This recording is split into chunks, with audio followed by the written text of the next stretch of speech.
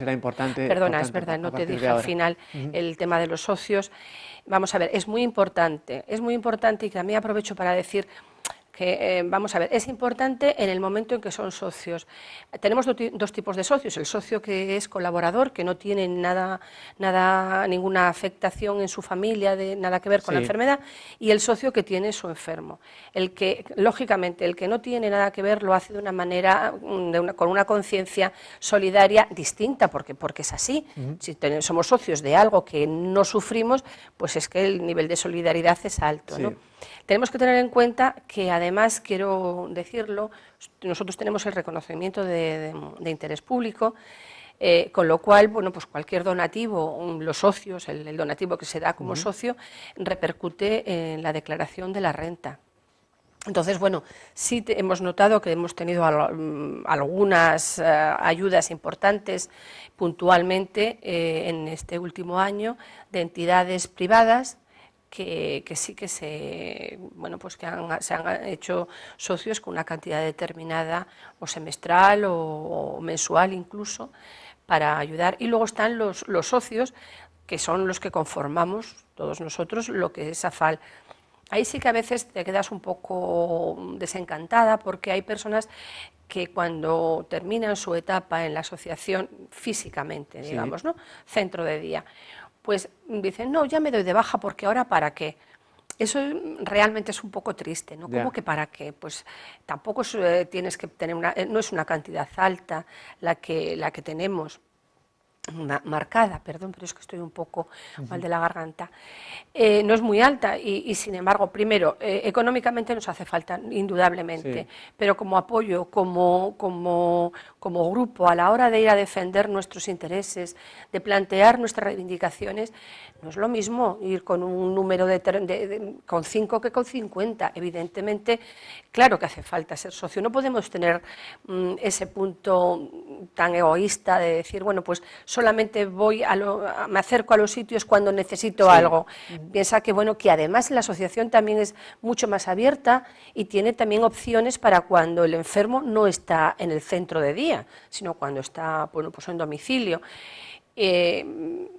Sí que me gustaría que ese punto de reflexión quedase ahí para todos los socios que puedan ser, o que serán, o que han sido, tanto de AFAL como de otras entidades. No tenemos que ir solamente a las entidades cuando necesitamos, tenemos que pensar que en las entidades hay mucha gente que lo está dando mucho por nada, y que, bueno, pues que el apoyo lo necesitamos.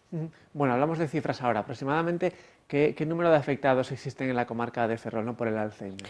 Hombre, se estiman que unos 4.000, que no son pocos. En Ferrol, bueno, pues en la comarca entera. Se estiman, pero vamos a ver, tampoco hay unos estudios epidemiológicos exactos, ¿no? Es un poco por los ratios de edad y por el nivel de personas mayores que tenemos en nuestra comarca, que son muchísimos. Nuestra comarca, pues ya sabemos todos que está muy, muy envejecida, que la gente joven pues se nos va, nos quedamos los mayores.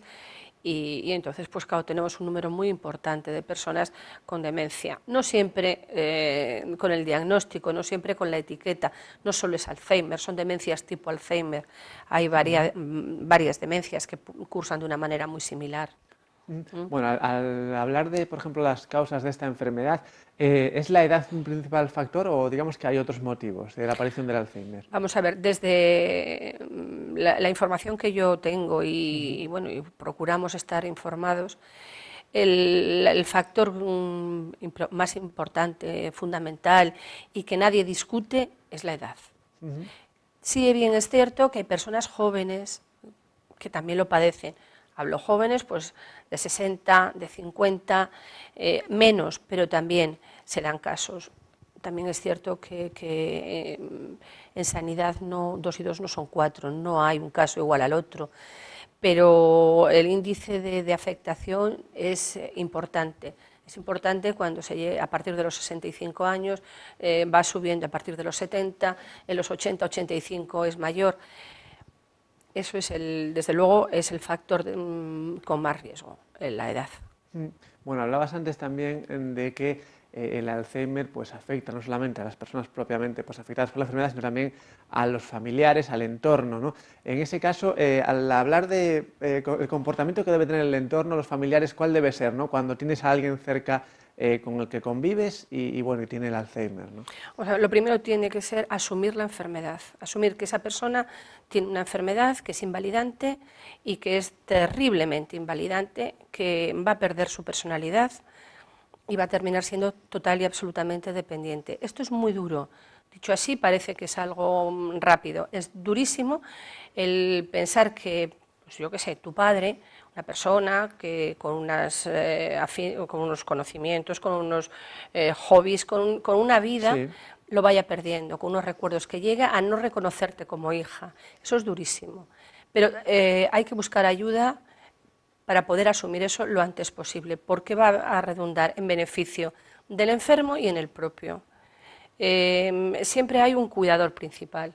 Hay una figura de un cuidador principal. Bien, este cuidador principal es el que va a asumir la responsabilidad mayor del cuidado de ese enfermo, mayor. Eso no quita para que el resto de la familia asuma sus responsabilidades también, apoye a ese cuidador, cuide a ese cuidador, porque hay que cuidarlo tanto como al enfermo, y se cuide el entorno familiar. Entonces, claro, es una serie de núcleos concéntricos que van ampliándose: el enfermo, el cuidador, la familia, los amigos. Entonces, todo ese entorno tiene que estar cuidado. Hablamos, por ejemplo, de un abuelo, abuelo, hija, nietos. No puede el nieto, por ejemplo, por estar en el último círculo, Sí. bueno, pues desinhibirse del problema, decir, claro, es que mi madre ya lo hace, no. Cada uno en su parcela tiene que colaborar, tiene que dar afecto, cariño, y sobre todo también tienen que cuidarse, no pueden romper, porque además es una enfermedad larguísima. Estamos hablando de a lo mejor de 12 años, 14 años de enfermedad. Una enfermedad de esa envergadura a una familia la deja pues muy trastocada, porque realmente nosotros lo estamos viendo y viviendo en la asociación.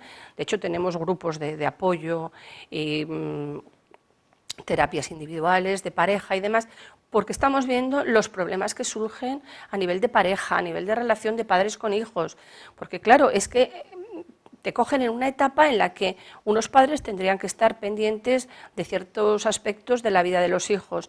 Y no es que los descuiden, pero a veces las obligaciones no te dan para abarcar todo, tu emotividad, tu situación. Entonces es una enfermedad que afecta muchísimo al entorno, muchísimo. El enfermo, siempre hablamos del enfermo, porque claro, realmente es el que lo padece, pero las consecuencias que surgen para el entorno, de verdad que son tremendas y hay que cuidarlas. Bueno, y en el caso de la lucha contra esta enfermedad, por ejemplo, la investigación es fundamental. Yo no sé si en el ámbito de la medicina se ha avanzado algo, ¿no? Vamos a ver, no mucho, sobre todo para nuestro gusto. Nosotros quisiéramos tener algo, quisiéramos que la medicina nos ofreciera pues por lo menos un frenado de la enfermedad. Ya no pensar en curarla, que es claro, que es lo que todos, a lo que todos aspiramos, ¿no? ¿Hemos avanzado? Pues bueno, sí, hemos avanzado, porque nosotros desde que hemos empezado, el grupo que empezamos en la asociación hace 15 años, casi 15 años, claro, no se sabía nada del Alzheimer, e incluso a nivel de médicos de cabecera, pues tenía unos conocimientos muy básicos. Gracias a Dios hoy en día se conoce mucho más, se sabe distinguir Alzheimer de otras enfermedades, que aunque sean muy parecidas, el tratamiento ya no lo es. Nuestros especialistas ya afinan más en el diagnóstico y en el tratamiento, con lo cual la calidad de vida de nuestros enfermos es mayor y la calidad de nuestros cuidadores también. Entonces, en ese sentido sí que ha habido un avance importante, ¿cómo voy a negarlo? Pero claro, hasta ahí. Sí sabemos que si unimos la terapia farmacológica con la no farmacológica conseguimos unos efectos espectaculares de frenado, no de cura, ni de ir a mejor. Sí. Muchas veces las personas, cuando traen a su familiar a nuestros centros, Dicen, es que ha mejorado. Claro, ha mejorado porque estás trabajando con ellos de una manera concreta, estás sacando de ellos las habilidades que quedan y las estás potenciando, su autoestima crece porque ve que las cosas le salen bien. Entonces, claro, se considera una mejoría, pero es una mejoría porque estás trabajando o le estás dando un tratamiento, no porque la enfermedad haya retrocedido, no, sino porque eso estás potenciándole.